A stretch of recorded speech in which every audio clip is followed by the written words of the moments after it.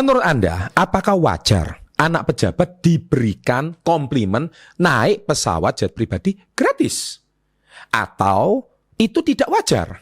Itu termasuk gratifikasi ataukah itu termasuk harus diselidiki oleh KPK? Saya akan bahas tuntas tentang kontroversi private jet ini di video ini dan akan membuat Anda lebih cerdas. Saya bukan buzzer Kaisang, saya juga bukan buzzer pemerintah, tapi membuat kita berpikir dari dua sisi melalui video Level Up Success Before 30 yang satu ini.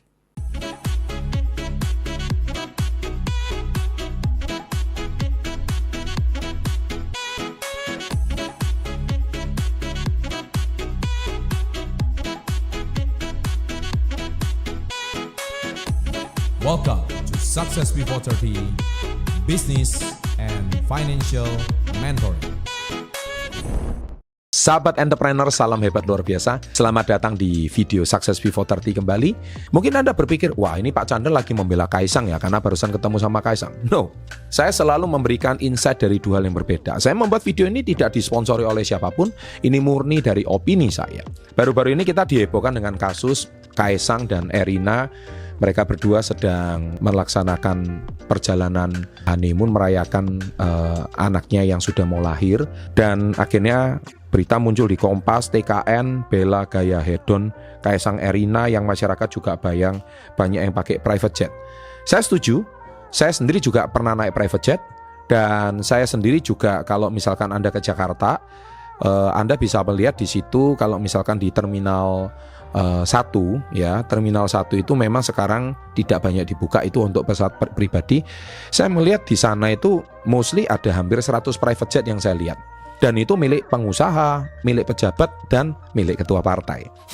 Alasan nomor satu itu adalah pajak. Nah ini tidak banyak diketahui. Mengapa saya memberikan judul hanya 50M ke atas yang paham ini? Karena mungkin masyarakat bawah tidak sadar kalau bantuan sosial dari pemerintah itu berasal dari pajaknya orang kaya yang membayar ke pemerintah dan pemerintah memberikan subsidi kepada orang di bawah. Ini tidak akan kamu paham kalau penghasilanmu cuma mohon maaf 1 juta, 10 juta, apalagi 100 juta. Sekali lagi saya tidak hari ini mau menghina orang-orang yang penghasilan segini, tapi kadang-kadang kaum-kaum yang segini itu mudah sekali digoreng, melihat berita viral, tidak tahu apa-apa, taunya langsung komen. Orang yang penghasilannya 50M ke atas baru akan paham ini. Mengapa? Karena biasanya orang semakin kaya yang dikhawatirkan itu pajak. Dan mereka akan selalu berpikir bagaimana membayar pajak yang resmi, membayar pajak yang taat, itu akan juga berdampak pada bisnisnya kelak. Ketika dia bayar pajak yang resmi dan taat, itu akan membuat mereka bisnisnya juga tetap langgeng dan tentu berkontribusi bagi pemerintah. Mungkin bagi masyarakat bawah, kalau yang mungkin beragama, mungkin mereka lebih berpikir, saya nggak mau bayar pajak, nanti ditilep sama oknum pajak gitu. Lebih baik saya bayar zakat. Pola pikirnya tuh sama gitu loh. Jadi artinya kalau 50M ke atas, mereka akan berpikir dari sudut pandang ini. Jadi kalau sudah punya aset 50M, mereka itu profitnya besar. Pajak yang harus dibayarkan. Daripada mereka itu nggak rela pajaknya diberikan kepada oknum-oknum seperti kayak 7-8 tahun yang lalu ada Gayus Tambunan, atau yang baru-baru ini adalah Rafael Alun dan sebagainya, yang mana mereka sendiri itu juga masalah pajak tapi anaknya hedon dan mewah, lebih baik digunakan jadi expenses, pengeluaran. Nah ini yang nggak banyak orang paham. Lebih baik daripada uang itu disumbangkan, bukan kalau disumbangkan negara, negara salurkan ke rakyat miskin, oke. Tapi kalau dinikmati oleh oknum-oknum pajak ini, maka dia nggak rela. Lebih baik dia pakai uang pajak tersebut yang harusnya distorkan itu dia pakai di dalam istilahnya expenses atau pengeluaran kalau dalam laporan keuangan perusahaan. Dan dijadikan alat untuk menyenangkan anak presiden atau pejabat. Nah, mari kita lihat di sini. Alasan yang kedua adalah waktu. Ya, jadi Anda harus tahu bahwa tidak selalu orang naik private jet itu koruptor, memakai uang negara. Tidak. Jadi Anda jangan mau digoreng sama media dan berita. Tapi itu bisa jadi adalah pengusaha top, pengusaha sukses, tapi dia sewakan private jet itu untuk sebagai biaya pengeluaran daripada dia store pajak untuk hal-hal yang nggak jelas. Yang kedua adalah, alasan kedua adalah waktu. Jet pribadi menawarkan penghematan waktu yang sangat signifikan dibandingkan dengan penerbangan komersial. Jelas dong. Tidak perlu antri panjang, tidak perlu menunggu di bandara atau transit. Contoh, jika kamu harus menghadiri rapat penting di luar negeri, menggunakan penerbangan komersial, bisa makan waktu 1 hari penuh, harus transit, harus ke sana, kemari, dan sebagainya. Dan belum lagi mangki rapatnya itu harus di kota kecil contohnya. Nah itu akhirnya Anda harus transit beberapa kali, sehingga itu sangat memakan waktu. Mungkin Anda harus menempuh 36 jam kali. Tapi mungkin dengan private jet Anda mungkin bisa memangkas waktu, mungkin tidak sampai 36 jam, mungkin 12 jam udah selesai. 24 jam Anda bisa gunakan untuk diskusi dengan hal yang lebih panjang. Dengan jet pribadi, kamu bisa terbang langsung kembali di hari yang sama, menghemat waktu berharga untuk bisnis. Nah ini sudut pandang yang Anda harus pikirkan tentang masalah waktu. Yang ketiga adalah security, keamanan. Kita tahu orang yang menggunakan private jet itu pasti bukan orang sembarangan.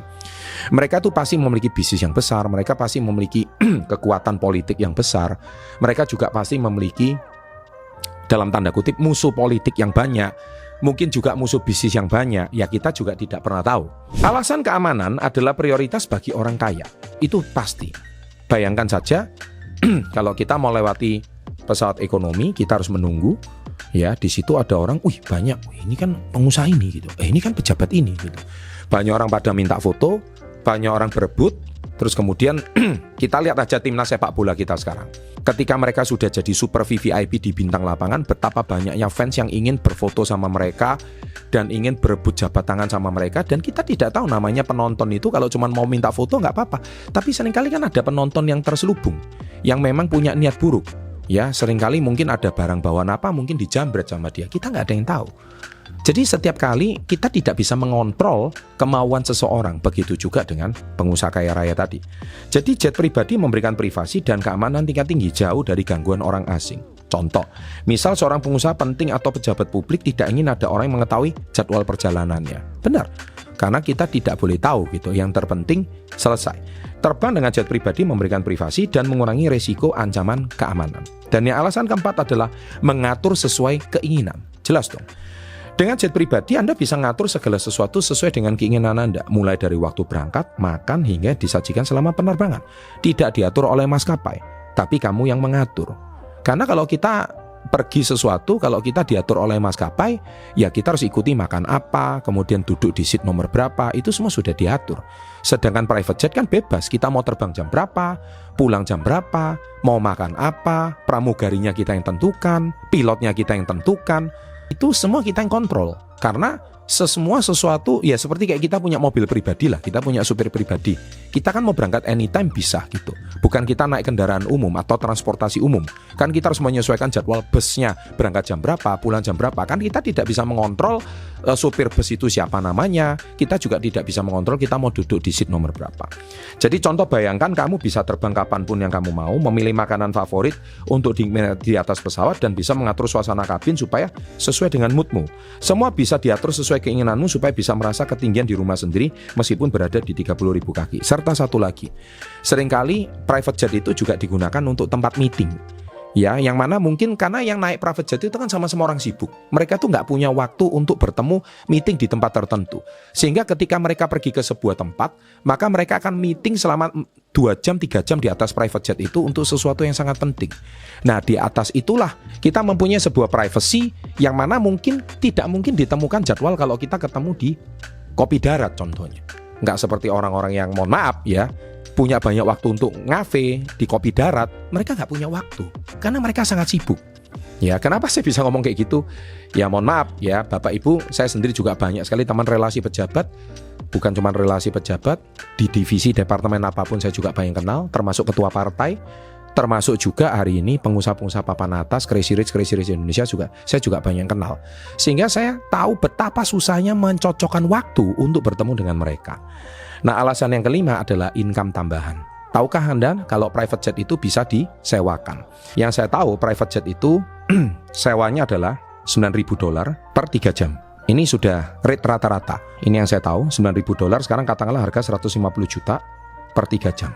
Nah, Anda nggak mungkin saya mau sewa 1 jam, nggak bisa. Karena Anda mungkin misalkan Jakarta, Surabaya aja udah sejam, transit di bandara sejam, balik lagi sejam. Itu 3 jam aja udah 150 juta. Sama.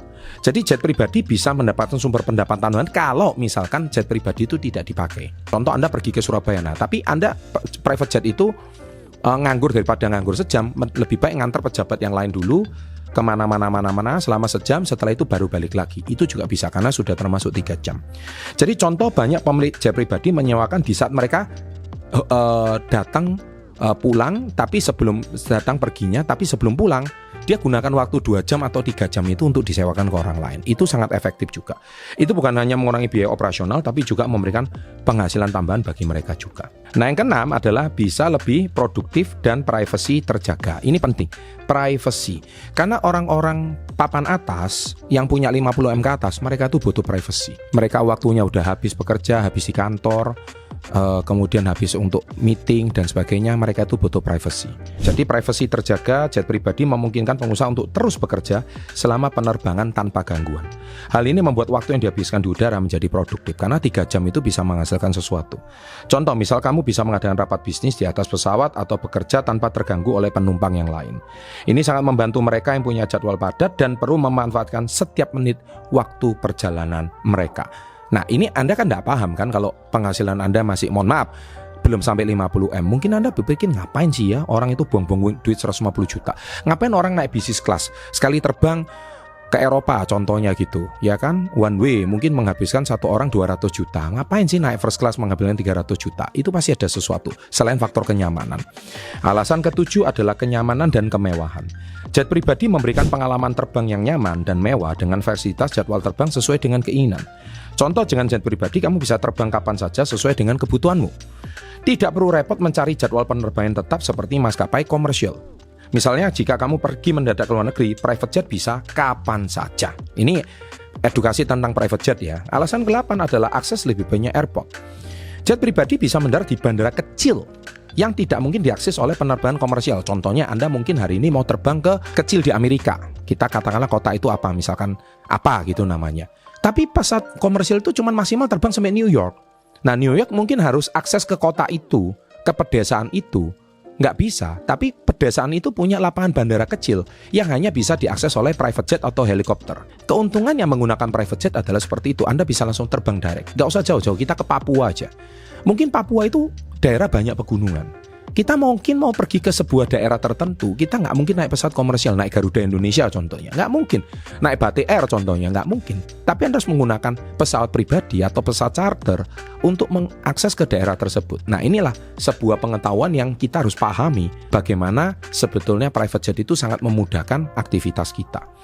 Jadi contoh, bayangkan ketika kamu terbang dari Jakarta langsung ke Saint-Tropez, Prancis, Anda harus transit di bandara besar. Contohnya mungkin Anda harus di bandara kota Lyon contohnya, atau misalkan kota Roma contohnya, ya kan, di Italia gitu, atau mungkin di Prancis, mungkin juga Anda juga harus mungkin ke Paris contohnya. Itu nggak bisa. Ya, jadi mungkin ke Saint-Tropez Anda harus mungkin naik private jet ke sana. Mungkin Anda naik pesawat komersial ke pesawatnya mungkin berhenti di Prancis, mungkin di Paris mungkin. Nah, Paris ke Saint-Tropez harus naik private jet, itu bisa lebih cepat. Selain itu juga banyak bandara kecil seperti Bintan Resort Air Resort di Indonesia. Contoh, Anda ke Pulau Bintan, naik aja private jet yang hanya biasa diakses oleh jet pribadi. Nggak mungkin pesawat komersial itu bisa menuju itu semua. Kesimpulan saya itu adalah, dari 8 alasan itu adalah, salahkah Kaisang naik jet pribadi? Ya, menurut saya tidak salah. Nah, sekarang yang dicurigai orang-orang itu kan adalah dia memanfaatkan kekayaan negara untuk pakai private jet. Tidak dong. Ini yang seringkali menjadi perdebatan. Nggak usah jauh-jauh Anda ke kepala negara, kepala sekolah aja deh. Keponakannya sekolah di sekolah tersebut. Orang-orang pasti sudah berpikir, ini kan keponakannya kepala sekolah. Nggak enak dong. Sebenarnya si anak itu belum tentu berbuat salah. Kepala sekolah juga belum tentu menggunakan hak nepotismenya untuk menyekolahkan keponakannya. Tapi satu sekolah itu matanya udah sipit, menyinyir kepada si anak itu. Oh, dasar keponakannya kepala sekolah, enak dapat fasilitas khusus. Padahal belum tentu. Sifat manusia memang demikian. Kepala sekolah juga dinyinyirin oleh semua guru. Enak banget ya, keponakannya bisa di sini. Kenapa keponakanku nggak bisa masuk ke sini? Padahal bisa jadi keponakan kepala sekolah ini mengikuti prosedur. Dia ngikuti prosedur masuk ke sekolah ini, syaratnya harus bayar uang gedung, harus bayar uang sekolah sekian. Nggak ada satu gratifikasi khusus. Kebetulan aja dia keponakannya kepala sekolah. Sehingga dia mungkin fasilitasnya dia cuma dapat info tambahan. Nah, adalah salah ketika kepala sekolah itu membebaskan keponakannya untuk tidak usah bayar uang sekolah, beasiswa gitu contohnya, sekolah yang menanggung tapi tanpa prestasi apapun. Nah, itu yang salah gitu. Nah, itu jelas nepotisme. Nggak ada prestasi tapi diberikan beasiswa, itu nggak benar. Kecamatan aja, kelurahan aja, ada dong ponakannya Pak Camat masuk di kantor yang sama. Ada toh keponakannya Pak Lurah masuk di kantor yang sama. Orang pasti berpikir itu nepotisme. Belum tentu. Tapi apakah rawan nepotisme? Jelas, rawan. Tapi kalau saya hari ini saya punya seorang anak juga. Saya kemudian orang tua, saya punya anak juga. Apakah anak saya hari ini langsung dapat fasilitas yang serupa? Tergantung. Kalau saya tergantung. Anak ini harus mengikuti prosedur, syarat dan ketentuan yang berlaku. Kalau masuk sekolah syaratnya gini, ya saya suruh anak saya mengikuti. Bukan karena relasi bapaknya. Betul bapaknya punya relasi, tapi saya suruh tes dulu. Kalau tesnya nggak lulus, jangan. Memalukan nama bapaknya kalau saya. Memalukan nama saya. Nah, itulah sesuatu yang kita harus paham betul. Bahwa bukan cuma kepala negara. Nah, Kaisang ini kan ceritanya kan, dia itu kan dipinjemin oleh pengusaha yang punya Cbank itu. Jadi, itu kan private jetnya yang punya Seabank itu. Cbank itu. Salahnya di mana menurut saya? Ya enggak masalah dong. Cbank itu hari ini mau minjemin private jetnya ke siapapun, bebas-bebas saja. Cuman masalahnya karena yang disewakan anaknya presiden, makanya jadi heboh. Ya kan? Seolah-olah anaknya presiden memanfaatkan kekayaan negara untuk private jet. Ya enggak lah. Itu private jet swasta. Iya kan? Apakah saya di sini bela Kaisang? Ya enggak juga. Datanya ada kok. Tapi ya sekali lagi saya sebagai orang tua malu. Kalau anak saya ikut ujian, ikut tes tapi nggak lulus, tapi saya loloskan. Nah itu saya malu gitu. Makanya saya setuju kalau kemarin syaratnya dari MK atau MA ya, saya lupa itu, yaitu kepala daerah syarat harus 30 tahun. Itu saya setuju, harus diteguhkan. Kemudian harus usia 40 tahun, itu saya setuju. Kenapa harus 40? Karena 40 itu sudah mencapai usia yang kematangan. Dia sudah berumah tangga, sudah punya anak, sudah melatih badai hidup. Garis dan kerutan matanya saja itu sudah menunjukkan pengalaman hidup dia. Kalau anak itu masih terlalu muda diloloskan dan memimpin negara ini, mau jadi apa bangsa ini? Gitu loh. Jadi saya hari ini bukan cuma membela Kaisang aja, kalau salah ya salah gitu. Makanya kemarin tidak diketuk kan MK dan MA-nya itu. Syarat partai threshold itu harus 20%. Kalau 17% masih belum bisa meloloskan. Itu saya setuju. Ya ada aturan undang-undang yang harus ditaati. Begitu juga sama. Di sekolah kan ada aturan. Ada undang-undang sekolah. Ada peraturan sekolah. Ya harus diikuti. Nggak peduli kamu mau anak siapapun. Syarat jadi tentara contohnya. Tinggi minimal sekian. Badan harus sekian. Mungkin kalau Anda hari ini mempunyai tingkat IQ sekian, ada uji coba kan masuk syarat polisi dan tentara. Bukan berarti anaknya jenderal terus enak-enak aja, nggak bisa. Harus memenuhi syarat, harus memenuhi aturan. Kalau nggak memenuhi syarat ya jangan masuk, bikin malu bapaknya. Yang hebat jenderal bapaknya. Begitu juga anak konglomerat, yang hebat bapaknya konglomerat, anaknya belum tentu. Makanya kamu pikir enak jadi anaknya konglomerat, terbeban loh. Kamu pikir enak jadi anaknya jenderal, terbeban loh. Psikologisnya itu terbeban. Jadi kita itu harus memikirkan dua sisi. Anda jangan selalu matanya sipit memandang enak aja jelas anak presiden. Jadi kalau saya sebagai orang tua boleh nggak? Boleh. Asal memenuhi aturan. Kalau nggak memenuhi aturan, nggak usah. Contohnya, Pak boleh nggak pakai mobil kantor, fasilitas kantor? Anak ini kan belum punya mobil. Boleh, asal jam kantor. Di luar jam kantor, ya jangan dipakai. Gitu loh. Kalau mau pakai di luar jam kantor, boleh, sewa. Ada sewa kan per jam kan? Bensin bayar sendiri. Sewa aja, nggak boleh pakai fasilitas, dipakai mobil dinas, dipakai di luar jam kantor, nggak boleh. Pakai boleh untuk sewa. Kayak saya misalkan, saya menjadi pembicara diundang di salah satu instansi. Itu sampai saya klaim tiket tol, klaim tiket bensin, itu semua harus lengkapi dokumen. Makanya saya salut itu di Departemen Kementerian Koperasi yang lalu saya diundang. Memang harus seperti itu, sehingga 1 rupiah pun tidak bisa diraup oleh korupsi. Tidak bisa ada celah untuk korupsi. Semua ikuti fasilitas dan prosedur. Apakah saya dibayar? Ya dibayar sesuai dengan profesionalitas saya. Nah, jadi salahnya di mana gitu loh? Apakah gara-gara anak pejabat terus langsung matanya sirik? Yes, sangat memungkinkan. Apakah gara-gara anak konglomerat? Apakah gara-gara anak influencer terus nggak ada fasilitas? Nggak ada. Nggak seperti itu. Jadi semua harus ikutin prosedur. Makanya umat itu mudah sekali nyinyir, mudah sekali sinis, tapi nggak tahu asal usulnya. Dan ingat, semuanya tidak semua perlu diklarifikasi. Kalau semua diklarifikasi kacau. Ya nggak kerja-kerja, sibuk klarifikasi aja. Ya, oleh sebab itu semoga video ini bisa memberikan Anda inspirasi dan dari dua sisi sudut pandang. Tidak ada yang salah dengan private jet dan tidak ada yang salah dengan anak presiden. There is nothing wrong with that. Tidak ada yang salah. Yang salah adalah cara berpikirmu saja yang perlu diubah. Demikian sahabat SV30, semoga video ini bisa mencerahkan Anda dan membuat Anda level up. Sukses untuk Anda, jangan lupa like-nya and always salam hebat. Luar biasa.